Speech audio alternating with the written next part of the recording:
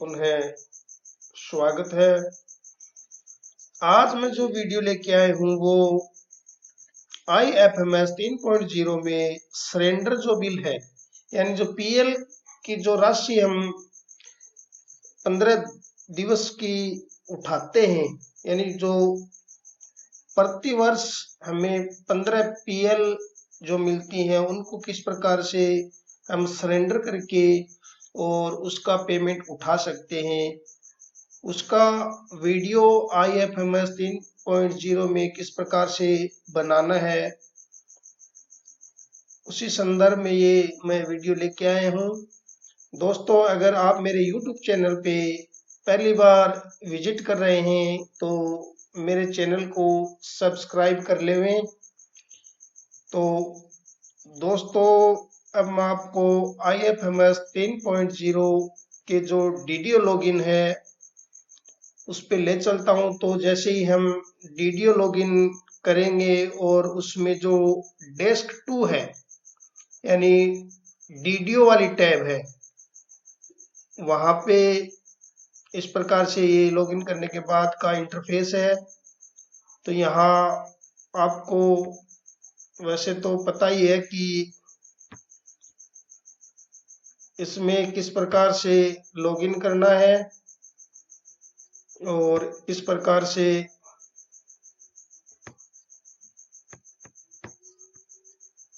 आगे की प्रक्रिया करनी है। तो एम्प्लॉय जो मैनेजमेंट है डीडीओ डेस्क 2 में, उस पे यहाँ पे अपन ओके करेंगे। जैसे ही यहाँ से ओके करेंगे तो अपने पास इस प्रकार से ये इंटरफेस आ जाएगा। अब देखिए, यहाँ जो लेफ्ट साइड में माय टास्क लिस्ट, यहाँ जो हमारे सामने ऑप्शन है उन्हीं में से अपने को जो सेक्शन वाली टैब है, सेक्शन वाली जो टैब है इस पे अपने को क्लिक करना है। दोस्तों, मैं ये सरेंडर बिल की जो प्रक्रिया है वो बता रहा हूं, तो इसे समझिए। यहाँ जो सेक्शन वाली टैब है, वीडियो में जो हाईलाइट हो रही है वो सेक्शन वाली टैब है, उस पे अपने को क्लिक करना है। यहां से क्लिक करने के बाद इसमें सेक्शन में रिक्वेस्ट लीव सरेंडर और लीव एरियर सरेंडर एरियर, यहाँ दो टैब अपने पास खुल के आएंगी ड्रॉप डाउन से। तो इसमें से अपने को जो पहली जो है रिक्वेस्ट लीव्स सरेंडर, ये जो टैब है इसको अपने को सिलेक्ट करना है। तो उसके बाद अपने पास इस प्रकार से ये एक नया इंटरफेस आएगा। यहाँ पे जो no number no leaves surrendered yet, यानी अभी तक कोई हमने रिक्वेस्ट नहीं लगाई है, यहाँ ऐड सरेंडर लीव, इस टैब पे अपने को ओके करना है। यहाँ से ओके करने के बाद अपने पास ये जो जितने भी अपने उस डीडीओ के अधीन कर्मचारी हैं उनकी लिस्ट आ जाएगी। अब देखिए, यहाँ पे जिस कर्मचारी का सरेंडर बिल बनाना है उसको अपने को ऐड लीव वाली जो एक्शन में दिया हुआ है इनमें से इनमें सेलेक्ट कर लेंगे। अगर कर्मचारी ज्यादा है, यानी यहां से जो नीचे आइटम पर पेज, यानी एक पेज पे कितने संख्या आनी चाहिए, यहाँ पे इनको यहाँ ज्यादा करके अपन सारे कर्मचारियों को देख सकते हैं। तो यहाँ से जिस भी कर्मचारी को अपने को सिलेक्ट करना है, जिसका बिल हमें बनाना है, उसको यहाँ से ऐड लीव, इस पे ओके करके हम ऐड कर लेंगे।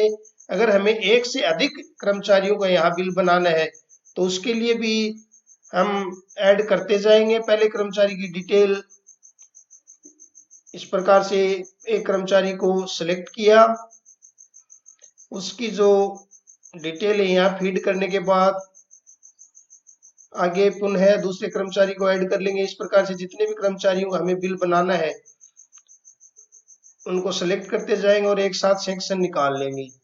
तो दोस्तों मैंने एक कर्मचारी को यहाँ सिलेक्ट किया है और उसके बाद यहाँ जो लीव सरेंडर यहाँ पे टिक मार्क करके और ब्लॉक ईयर यानी किस वित्तीय वर्ष का हम ये सरेंडर बिल बना रहे हैं वो यहाँ से ड्रॉप डाउन से सिलेक्ट कर लेंगे। अब कर्मचारी ने यहाँ जिस दिनांक को अप्लाई किया है वो दिनांक भर देंगे।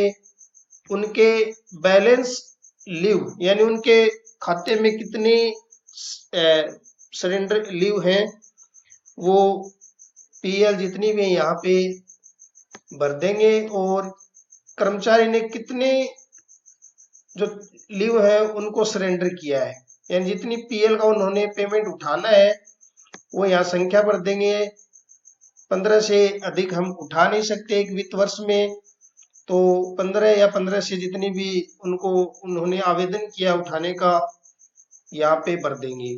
उसके बाद यहाँ पे जो हमने सेक्शन निकाला है यानी पीएल सरेंडर का जो सेक्शन निकाला है उसकी पीडीएफ बना के यहाँ पे अपलोड करनी है। तो यहाँ डॉक्यूमेंट टाइप में आ जाएगा लीव सरेंडर सेक्शन, ये सेलेक्ट कर लेंगे। यहाँ डिस्क्रिप्शन में लिख देंगे सरेंडर सेक्शन या जो भी उचित हो यहाँ पे भर देंगे और उसके बाद यहाँ से जो हमने पीडीएफ बना के जहाँ भी सेव की है उसको सेलेक्ट करके यहाँ से सबमिट कर देंगे।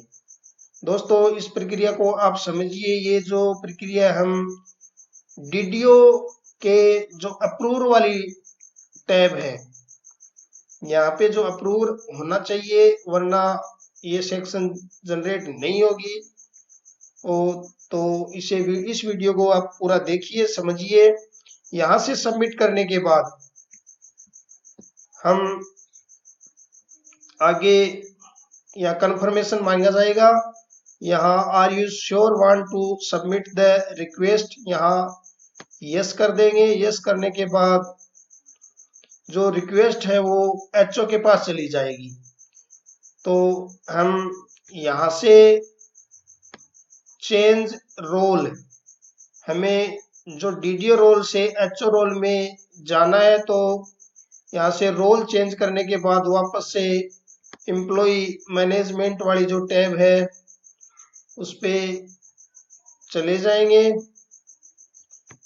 तो इस प्रकार से देखिए यहाँ पे जैसे चेंज रोल करेंगे तो यहाँ पे अपने पास डेस्क 1 डेस्क 2 यानी जैसे हम लॉगिन करते हैं उसमें जैसे डेस्क आता है सबसे पहले ये एक्सेस वर्क पैलेस स्पेस, उसके बाद डेस्क 1 में एचओ रोल, डेस्क 2 में डीडीओ रोल। तो यहाँ हमें एचओ रोल में जाना है तो डेस्क 1 सेलेक्ट करके यहाँ जो टैब दिया हुआ है ये तीर का निशान है इस पे ओके करके हम एचओ रोल में चले जाएंगे। एचओ रोल इस प्रकार से अपने पास आ जाएगा। अब हमें जो सेक्शन है एचओ रोल की जो सेक्शन है उस पे क्लिक करना है। क्लिक करने के बाद यहाँ पे अपने पास रिक्वेस्ट लीव सरेंडर और लीव सरेंडर रिक्वेस्ट यानी यहाँ दो टैब है। इसमें जो नीचे वाली है जो रिक्वेस्ट हमें हमारे पास आई हुई है उस वाली टैब पे ओके करना है। तो आगे ये इस प्रकार से हमारे पास ये रिक्वेस्ट शो हो जाएगी। हमने जो डीडीओ रोल से रिक्वेस्ट लगाई थी वो एचओ रोल में वेरीफाई करने के लिए हमें इस प्रकार से ये शो होगा। यहाँ employ ID, employ name, finance year, balance, leaves, request leaves, document और status section not generated yet. तो इसको सबसे पहले हमें यहाँ से सिलेक्ट करने के बाद देखिए यहाँ पे जो टिक मार्क करने के बाद इसको वेरीफाई करेंगे। वेरीफाई करने के बाद देखिए यहाँ पे वेरीफाई का इस प्रकार से ये वेरिफिकेशन आ जाएगा। उसके बाद यहाँ ओके करने के बाद अपने को जो सेक्शन है उसको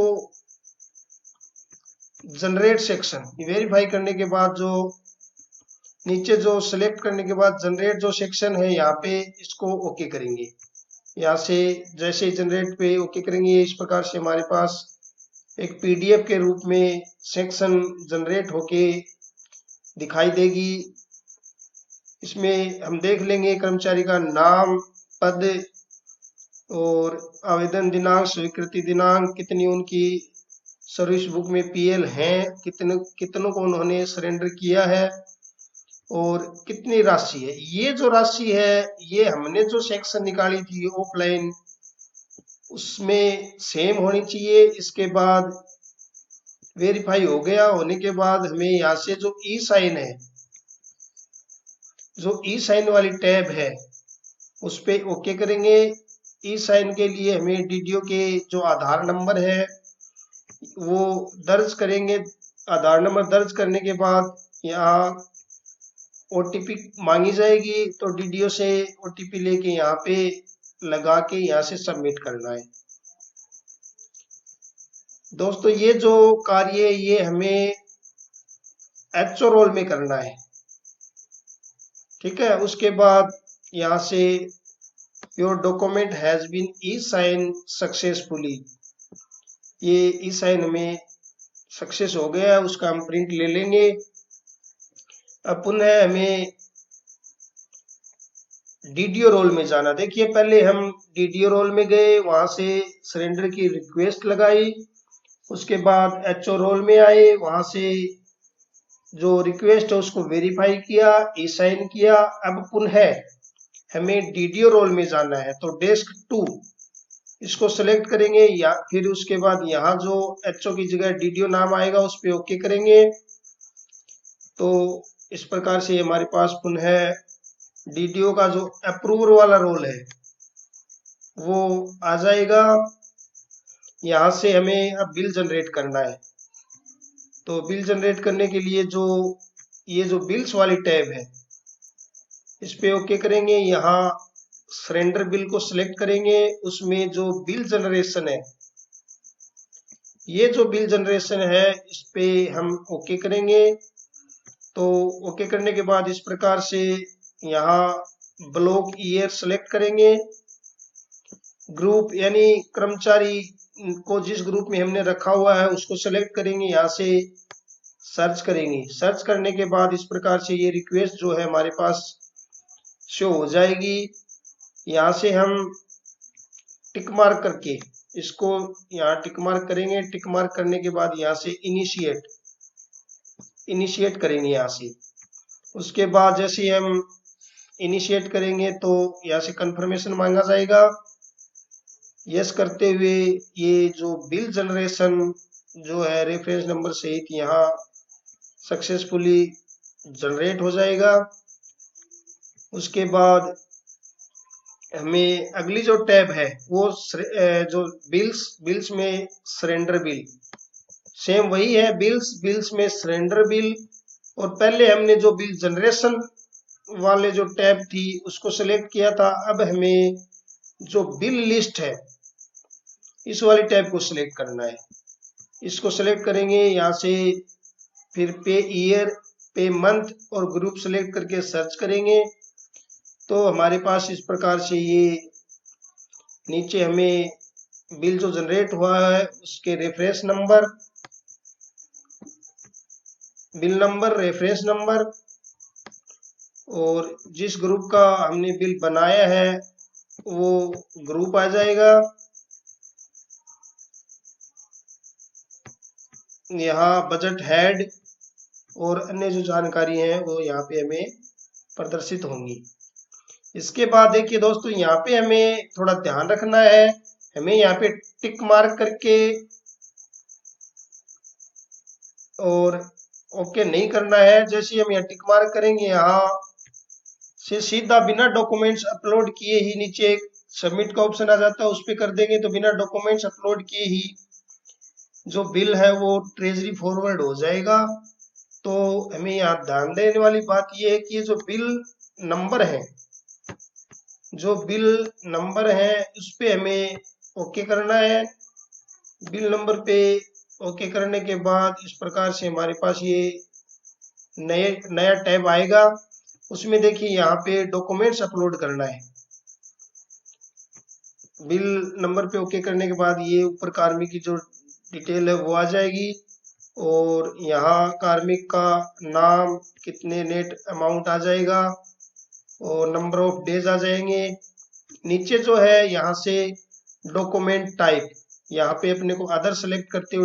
डिस्क्रिप्शन में जो हमने सेक्शन निकाली है सर्टिफिकेट जो भी है, जिसमें लिखा होता है कि बिल का पहले पेमेंट नहीं किया गया है, नियमों में ये पेमेंट किया जा रहा है, इस प्रकार से एक सर्टिफिकेट लगाया जाता है साथ में। और यहाँ से उन सभी की जो पीडीएफ है वो अपलोड करके नीचे जो प्रोसेस है उसको हम क्लिक कर देंगे, तो ये जो बिल है वो ट्रेजरी फॉरवर्ड हो जाएगा। उसके बाद यहाँ कंफर्मेशन मांगा गया और बिल फॉरवर्ड हो गया। अब हमें बिल्स में जाके जो नीचे एक स्टेटस वाली टैब आती है, यहाँ बिल्स में गए, बिल्स में जाके और सैलरी बिल्स में जाएंगे तो उसमें नीचे एक स्टेटस का टैब आता है, उस पे ओके करेंगे तो यहाँ इस प्रकार से बिल का जो स्टेटस है हमें देखना कि हमारा बिल जो ट्रेजरी फॉरवर्ड हुआ नहीं हुआ, तो यहाँ दिनांक से दिनांक तक सेलेक्ट कर लेंगे। तो हमारे पास ये जो बिल है उसका जो स्टेटस है पेंडिंग एट ट्रेजरी, हमने अभी जो ये सरेंडर बिल बनाया था वो अभी ट्रेजरी में पेंडिंग है। तो दोस्तों इस प्रकार से ये जो प्रोसेस है हमें सावधानी पूर्वक समझते हुए पूर्ण करनी है। अगर आपको मेरे वीडियो में समझ में नहीं आए कमेंट करें, वीडियो को लाइक करें, शेयर करें और मेरे YouTube चैनल को सब्सक्राइब जरूर कर लें। धन्यवाद।